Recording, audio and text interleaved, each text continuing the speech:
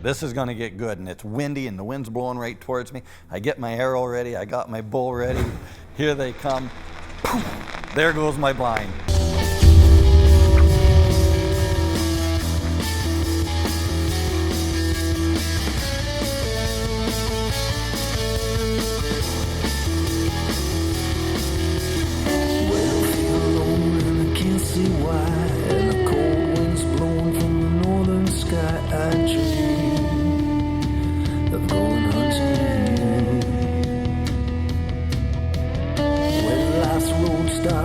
Getting rough when I stop believing I'm not tough enough to be free.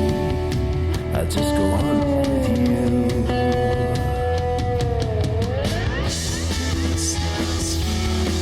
That's when we know. That's when we go. When it's just us hunting.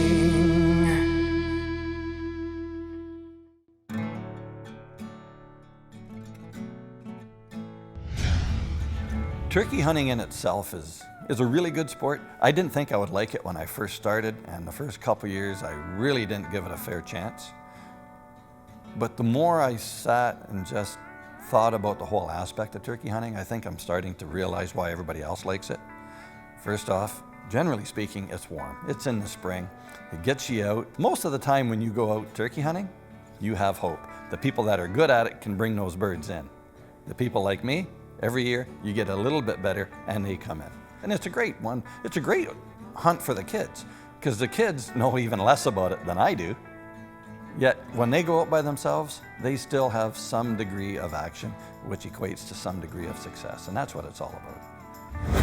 Well, it's that time of year again. We're on our annual turkey hunt weekend. John Van Loo's with myself today. We've got a 4-hour drive ahead of us. Some friends of ours from Northern Ontario are coming down, Gary and Marcel. So they should be pulling into the camp about the same time we are. Tomorrow my 2 daughters are going to be showing up. Don't really know what we're in for this weekend, but one thing I can tell you is we're going to have a good time. Every year when we go to Omemee, Gary comes down, Marcel comes down. It's a good weekend. When it comes to turkey hunting, I'll be honest with you, I suck at it. I've managed to shoot a couple with my traditional equipment, but you know what? That's an art. These guys that can call turkeys are good at it. Am I good at it? No. Do I pretend I'm good at it? No, but I do try. I'm probably really, really bad at it. I think that when I call, the turkey that I am making the sound of is like the old cougar at the bar with like the whiskey breath, and she's like been smoking for 35 years. That's the turkey that I picture me creating. Just us hunting.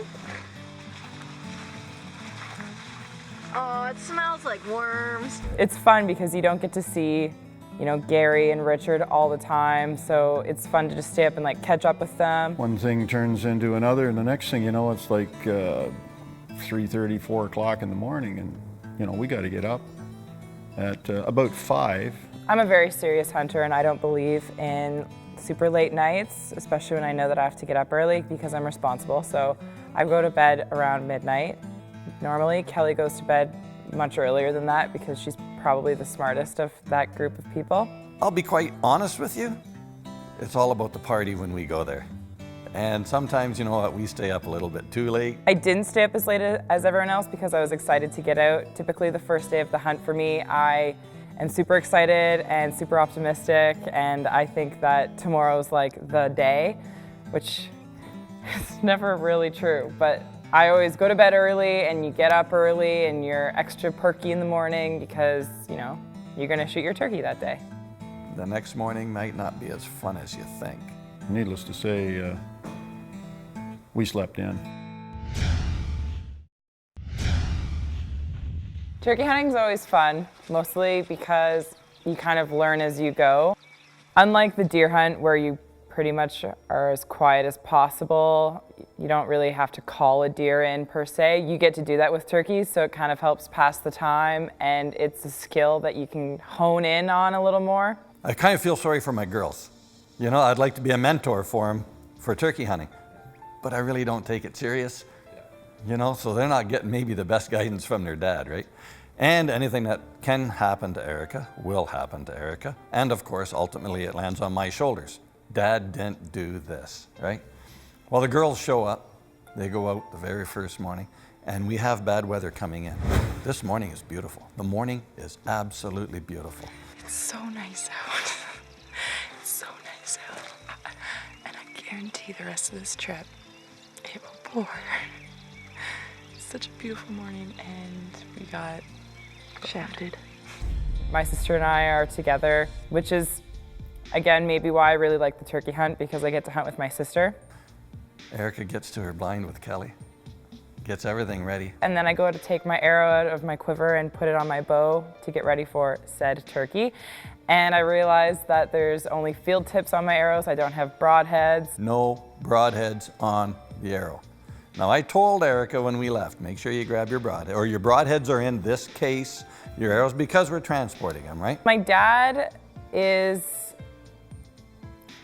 like our leader. So he has always taken charge of that stuff. I don't really know a whole lot about how to set up a bow's equipment or anything like that. He's always done that for us. I didn't get the memo that was ending. So it's our first morning, and we got all settled in. And right when I was gonna knock my bow, no broadheads. So we're just gonna head back to camp. We figured we'd try to get out of here before the turkeys came off the roost, which will be really soon. So, moral of the story is, put your own broadheads on your own damn arrows, because this is the second year that my father has technically screwed me. Apparently it's my fault that the broadheads aren't on there. So there she is. They're sitting there, the best morning of the hunt, because they know there's bad weather coming in. And she has to call it quits already because she has no broadheads. They're back at the camp. I was choked. I was really choked. And then we're sitting in the blind and we're thinking, well, should we stay? Or maybe do we have time to go back to the camp and switch the broadheads out? And Kelly didn't really want to sit there if there was no point. So they go back to the camp. Now the birds are coming off the roost. You can't walk back in there because you're going to scare any birds away. So she decides to do a little bit of practicing around the camp.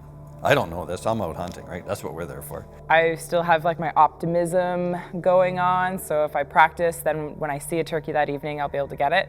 So I took a shot at the butt and I passed through the target we had brought, and it stuck in the tree and we couldn't get it out. And there is nothing going right for this girl, right? And that's probably my fault too.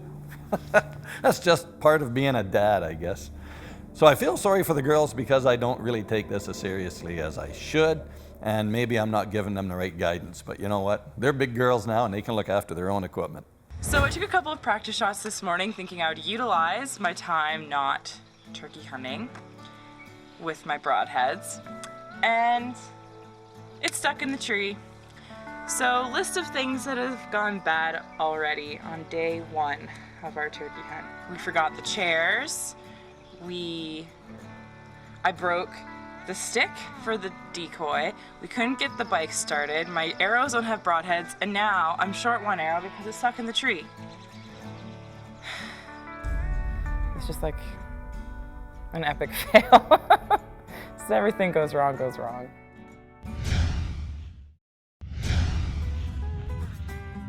So that's pretty much where you want to be. Straight in line with the legs, top of the hips, bottom of the vitals.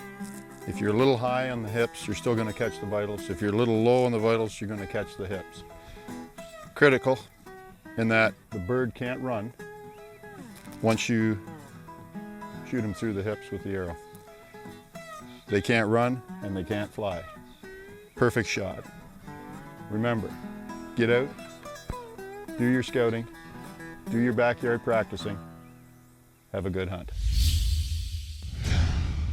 The problem with turkeys is they're extremely paranoid. Everything in the bush is out to kill them. Everything on the ground is out to kill them. They got coyotes, they got fox, they got wolves. From the air, you got owls, you got hawks. Everything will kill a turkey. So they're mega paranoid.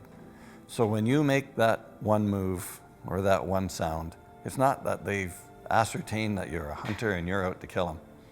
They're paranoid. They just turn themselves inside out and take off. So are they hard to hunt? Yes, they are. The guys that are good at it are very good at it. I have to say John's pretty good at it. He's far better at it than I am. He puts way more time into it. He takes it way more serious than I do.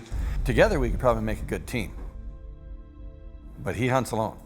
He's gonna tell you he's a good shot. I think we got film footage that proves otherwise. Yeah, that was a bit of a problem. I had these two birds come in from behind me, and of course you're not expecting them to come in from behind you, but in this case they did. And they swung out wide and out in front of the blind, and I'm watching and filming away, and you're trying to coax them in as close as you can because we're using traditional equipment, so I'd like to have the bird in under 10 yards. Finally, I decided I'd take a shot.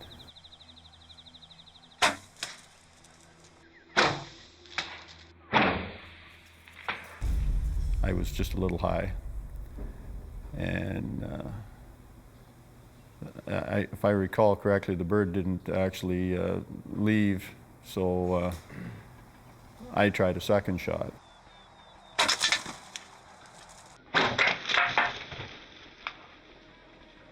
And missed again.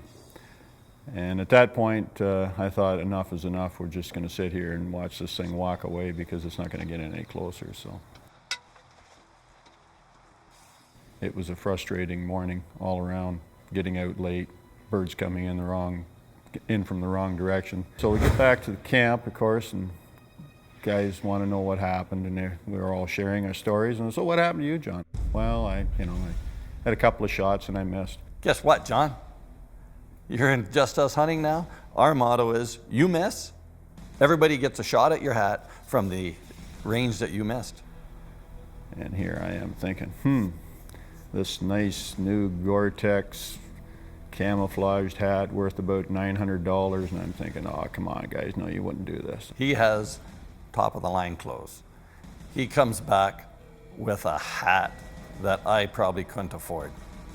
No, we got to shoot your hat. So well, no, you better not. We can't, like you're supposed to lay out the rules prior to, not after, because I probably would have worn my old toque or something. And he would not let us shoot his hat. And to this day, he still knows, and we let him know that he wouldn't do this, I don't think he's going to make that mistake again. Either he's not going to take that shot, or his hat will be going up on the block.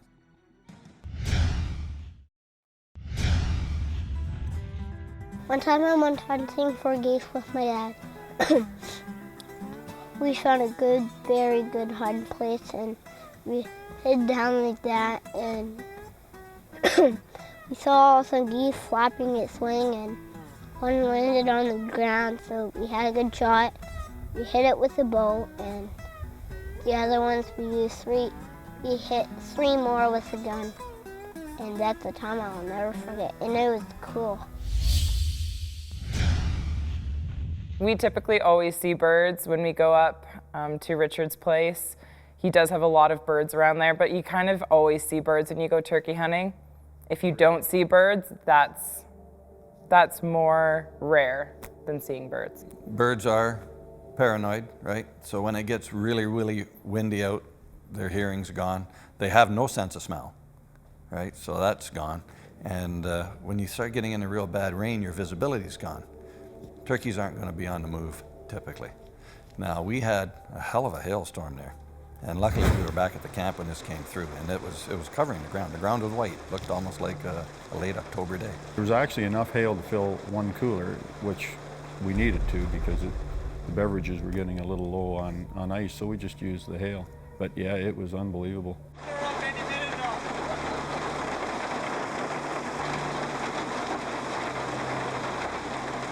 The rain and the hail and whatnot probably lasted a couple hours, but it did clear off early enough that we could go back out into the field.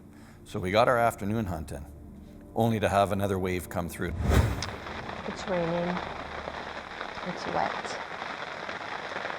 We can't hear anything. And I'm not certain, but I'm pretty sure nothing can hear us. We've been here for 2 hours. Got another 3 to go. And this is what it looks like the rest of this time is going to be like. Unbeknownst to me, most of the other people headed back to the camp, but I had a good walk back to the truck and I would be soaked. So I was going to stick it out. Contrary to every belief out there, pouring rain out, I look out across this field, there's 6 jakes out there. And I'm calling, and I don't know if they can hear me, and I don't even know if they can see me, but you know, it's a hilly field. And I lose sight of them, and finally, all of a sudden, there they are. They're out in front of me, maybe 60, 70 yards in front of me. And you can see it, it just clicks in. They see the turkey, the decoys, and they just start coming. Like they've been apprehensive the whole time. They're, you know, chillaxing out in this field in this rainstorm that's coming down horizontally with the wind. It's wild. I'm sitting in a blind, relatively dry, and all of a sudden these birds click in. It's like, oh, look at that hen out there. Here they come. They start walking. It's like, this is going to get good, and it's windy, and the wind's blowing right towards me. I get my arrow ready. I got my bow ready. Here they come. Poof, there goes my blind.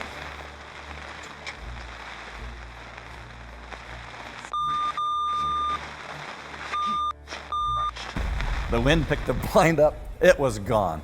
Story of my life. Do I take the turkey hunt seriously? I can't, because this is the luck we have. Thanks for watching Just Us Hunting. I hope your hunt went better than ours.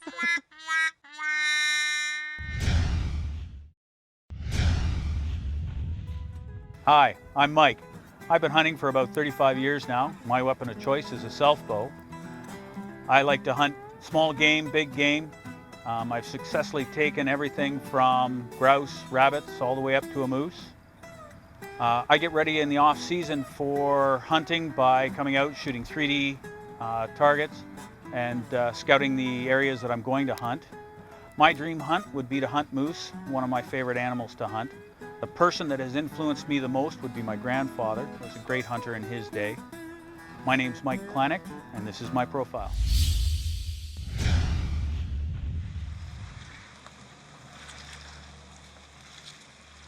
Well, getting back home again from being up north at Richard's place, I was talking to my son the night we got home, and he had been out himself, and he's a kind of an independent type of guy, and he's just new to the turkey hunting, and he was having his troubles getting birds to come in too. And he, unlike myself, he uses a shotgun, so he doesn't need them to come in nearly as close, and but he was still having his troubles. So I offered to, I said I'd go out and call the birds if he wanted to, you know, if he wanted to shoot, I'd just strictly call.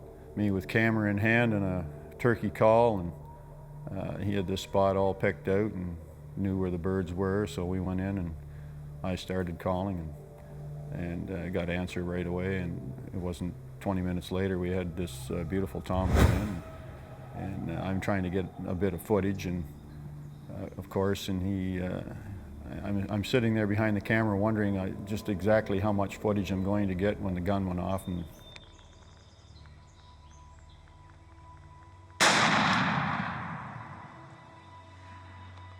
nice shot.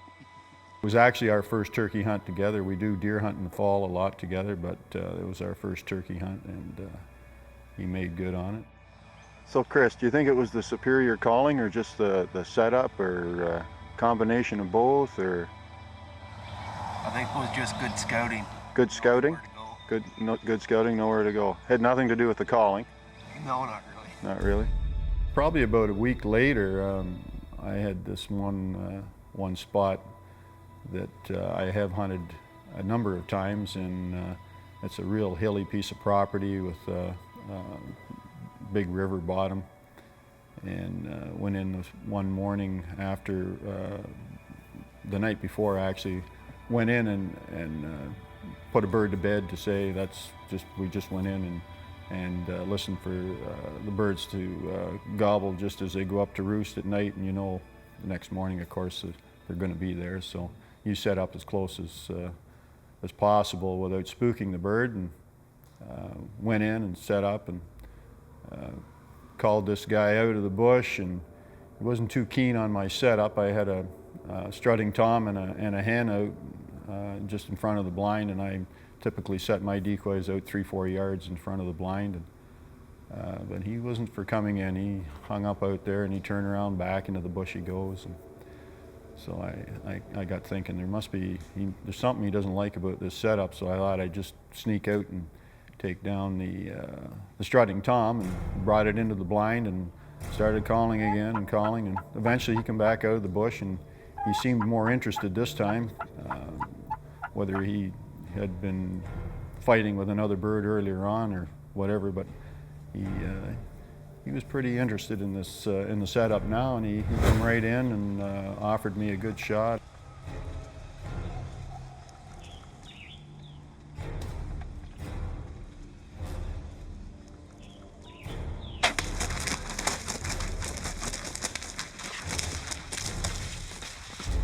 He went about maybe 12 yards. It ended up the way it's supposed to end up.